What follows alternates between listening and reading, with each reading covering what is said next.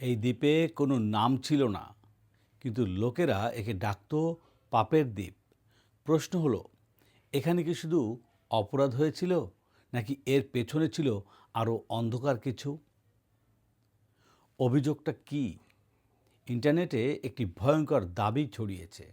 Jeffrey Epstein নাকি তার ব্যক্তিগত দ্বীপে বাল নামের এক প্রাচীন দেবতার পূজা করত এবং সেখানে হিউম্যান স্যাক্রিফাইস হতো। এই দাবি এতটাই ভয়ঙ্কর যে মানুষ প্রশ্ন করতে শুরু করেছে, অ্যাপস্টেইন কি শুধু একজন অপরাধী ছিল, নাকি সে ছিল কোনো অন্ধকার কাল্টের অংশ? বাল দেবতা আসলে কে? বাল কোনো আধুনিক ধারণা নয়। প্রাচীন মধ্যপ্রাচ্যে বাল ছিল একজন দেবতা যাকে ঘিরে মানব বলির গল্প ও অভিযোগ ইতিহাসে পাওয়া যায়। কিন্তু গুরুত্বপূর্ণ বিষয় হলো, এই বলির গল্পগুলো এসেছে প্রাচীন শত্রুদের বর্ণনা থেকে, না নিরপেক্ষ ঐতিহাসিক কোনো প্রমাণ থেকে। অ্যাপস্টেইনের দ্বীপে কি পাওয়া গেছে? অ্যাপস্টেইনের দ্বীপে পাওয়া গেছে অদ্ভুত স্থাপনা, অদ্ভুত ভাস্কর্য, একটি ছোট মন্দিরের মতো ভবন।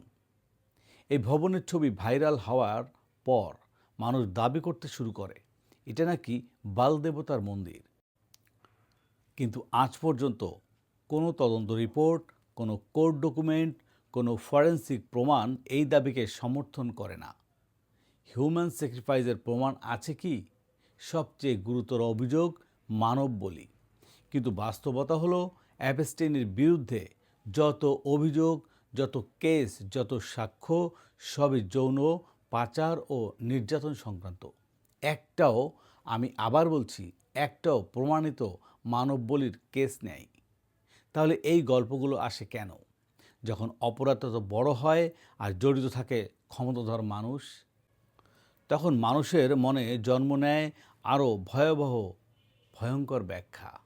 কারণ সত্য অনেক সময় এতটাই অন্ধকার হয়, আমরা ভাবি এর পেছন নিশ্চয়ই অতি প্রাকৃত কিছু আছে। আসল ভয়ঙ্কর সত্যটা কি? হয়তো সবচেয়ে ভয়ঙ্কর বিষয়টা মানব বলি নয়, হয়তো সবচেয়ে ভয়ঙ্কর সত্য হলো, এই সব কিছু ঘটেছে কোনো দেবতার নামে নয়, মানুষের লোভ আর ক্ষমতার কারণে।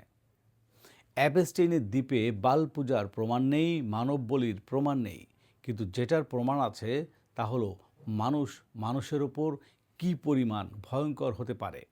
আর সেই সত্যটাই সবচেয়ে ভয়ঙ্কর।